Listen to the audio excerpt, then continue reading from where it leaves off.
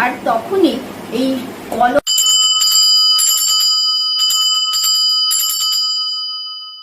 হ্যাঁ, বর্তমান সমাজ ব্যবস্থায় স্ট্রিট পোয়েট্রি বা স্ট্রিট লিটারেচারের ব্যাপক প্রয়োজনীয়তা রয়েছে।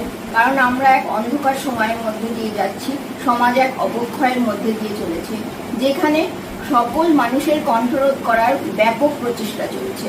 আর তখনই এই কলমই হয়ে উঠতে পারে তাদের কণ্ঠ, তাদের দৈনন্দিন নানান অভাব অভিযোগ, লাঞ্ছনা বঞ্চনা যন্ত্রণার কথা তুলে ধরতে পারে খুব সহজ সরল ভাষায় সবার কাছে। সব এই স্ট্রিট লিটারেচার, স্ট্রিট পোয়েট্রি এক অন্য লড়াই, অন্ধকার থেকে আলোর পথের উত্তরণের, যা আমাদের পূর্বসূরি মহান সাহিত্যিকেরা দেখিয়ে দিয়ে গেছেন বহু আগেই পিছিয়ে পড়া মানুষ তথা প্রান্তিক মানুষদের জন্য নানান গল্প চরিত্র লিখে।